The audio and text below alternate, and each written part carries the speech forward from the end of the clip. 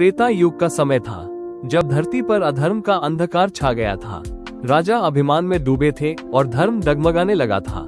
तब भगवान विष्णु ने लिया छठा अवतार परशुराम, एक ऋषि और एक योद्धा जो अन्याय को मिटाने आए थे। महर्षि जमदग्नि और माता रेणुका के पुत्र परशुराम का जन्म ही न्याय की पुनर्स्थापना के लिए हुआ था।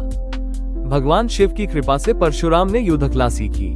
उन्होंने प्रत्येक अस्त्र शस्त्र में महारत प्राप्त की। कठोर तपस्या और पूर्ण समर्पण से वे बने एक अद्वितीय योद्धा साधु। शिव स्वयं ने उन्हें वरदान दिया, एक दिव्य परशु फरसा जो धर्म की रक्षा और अधर्म के विनाश का प्रतीक था। इस फरसे से मैं अन्याय का अंत करूंगा और धर्म की रक्षा करूंगा। काल बीतता गया और क्षत्रियों में बड़ा अहंकार हो गया। जो धर्म के रक्षक थे वे अत्याचारी बन गए। उन्होंने ऋषियों के आश्रम जलाए और निर्दोषों पर अत्याचार किया। उनमें सबसे घमंडी था राजा कार्तवीर्य अर्जुन, जिसके अभिमान ने देवताओं को भी चुनौती दी। एक दिन वह राजा महर्षि जमदग्नि के आश्रम पहुंचा। ऋषि ने उसका आदर पूर्वक स्वागत किया, पर राजा की दृष्टि थी कामधेनु गाय पर। उसने मांग की और जब ऋषि ने मना किया तो वो उसे बलपूर्वक छीन ले गया। धर्म की मर्यादा को उसने पैरों तले कुचला। जब परशुराम लौटे और यह सुना तो उनके भीतर ज्वाला भड़क उठी।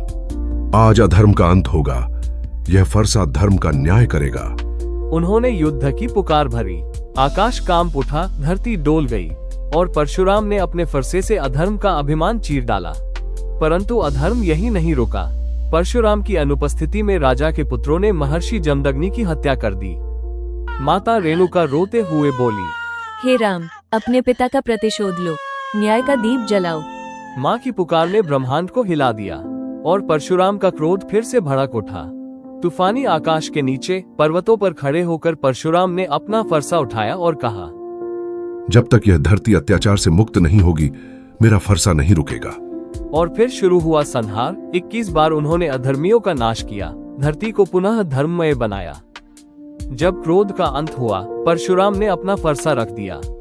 वे युद्ध से योग की ओर मुड़े, विनाशक से रक्षक बन गए। आज भी वे अमर हैं, हिमालय की शांति में ध्यानमग्न। और जब अधर्म फिर बढ़ेगा तब परशुराम पुनः प्रकट होंगे। सच्चा बल शस्त्र में नहीं बल्कि धर्म में होता है। आपने सुनी परशुराम की कथा, फरसे वाले योद्धा ऋषि की अमर गाथा। लाइक, शेयर और सब्सक्राइब करें ऐसे ही और दिव्य कथाओं के लिए।